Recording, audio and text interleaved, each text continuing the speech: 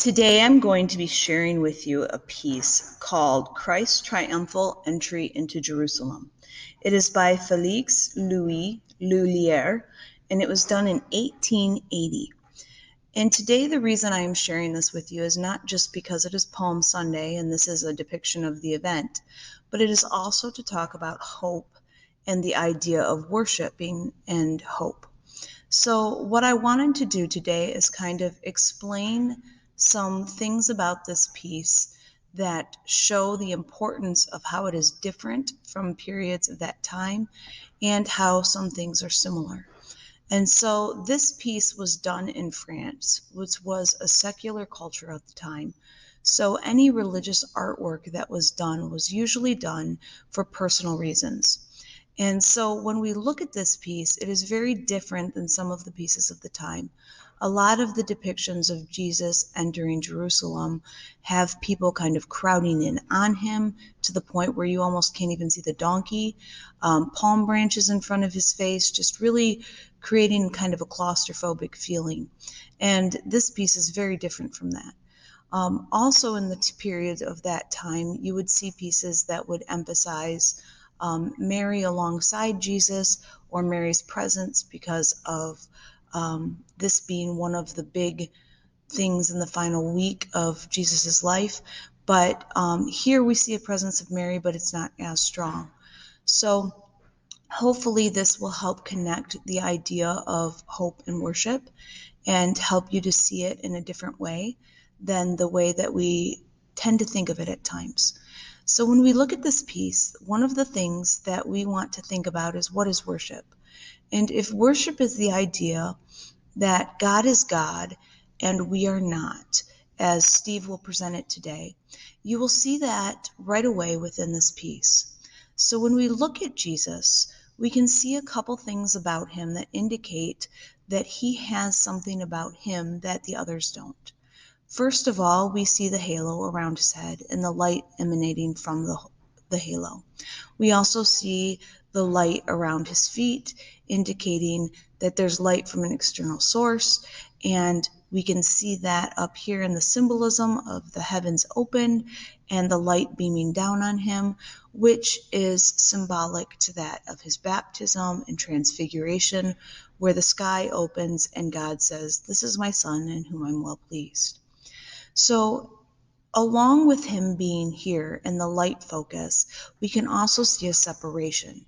Yes, there is a crowd here. Yes, they are worshiping him as he's entering Jerusalem. But there is a distance between them.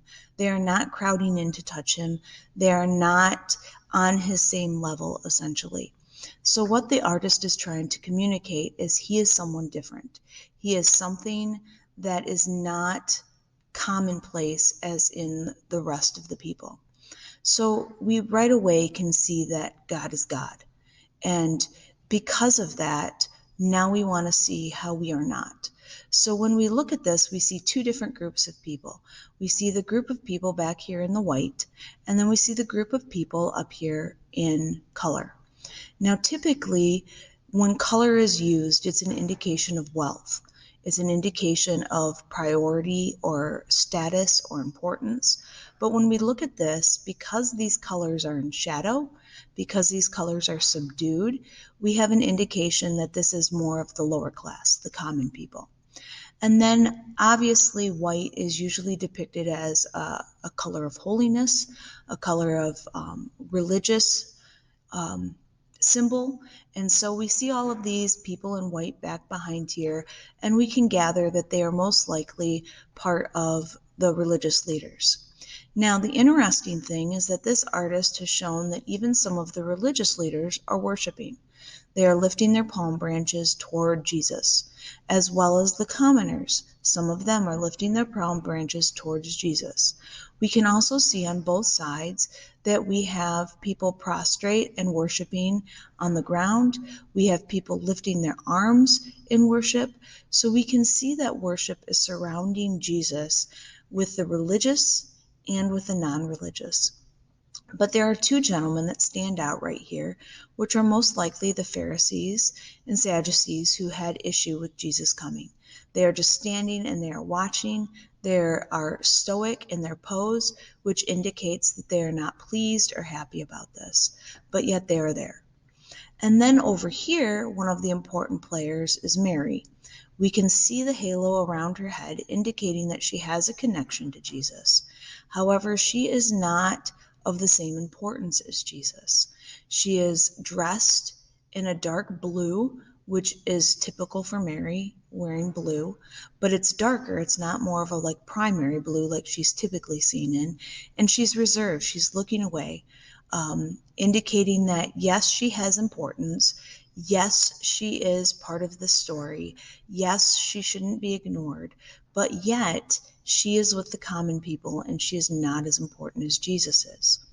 And so when we look at the artist's interpretation of this piece, we see several different things that kind of emphasize the idea of God being God and us being not. And some of that is the idea of separation, as I've said before, but also we can see that he is looking upward, okay? His hand is extended in his own form of worship, that this entry into Jerusalem is a form of worship for him as well. He is wearing color, which indicates that the artist is putting him more on the side with the people than on the side with the religious leaders, which would coincide with a lot of the biblical stories we see of Jesus and how he hung out with the people that the religious leaders thought were sinful and shouldn't be together. When we look at this, the different personalities of the people that we see. So what we can take from this is we have everyday people who are worshiping Jesus. We have those in religious leadership worshiping Jesus. We have those who see Jesus but are not worshiping. They're choosing to not allow themselves to take in the message that is being set before them. And then we have groups of people up here and over here that, although Jesus is present, they are not focused on him. They are going about with what they are doing, and he's really not a central figure to what they're experiencing. So the artist fills this with a lot of symbolism and allows us to see that there are people of all walks in life, and Jesus walks right in the midst of them, and everybody has a different response.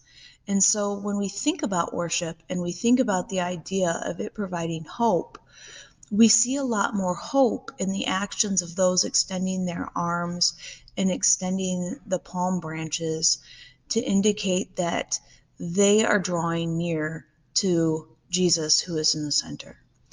Some more symbolism that is brought in this piece that kind of emphasizes the God is God part is we see the representation of the cloud opening as mentioned before, but we also see this gray cloud which indicates the presence of God.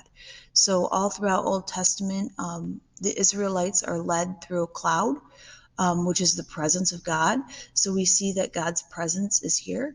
We also see a structure that kind of mimics the idea of the temple, and Jesus is coming in and, he is indicating that he's going to destroy the temple and raise it in 3 days, that we are the temple. And so there's a lot of symbolic imagery there. We see the rock. Jesus is considered the rock, the foundation, and we see a cornerstone, which indicates that, this is upon what he's about to do is building his church. So the artist packs this with a ton of symbolism, a ton of ideas. And what I hope that you can gather from looking at this is the idea that God is God and we are not.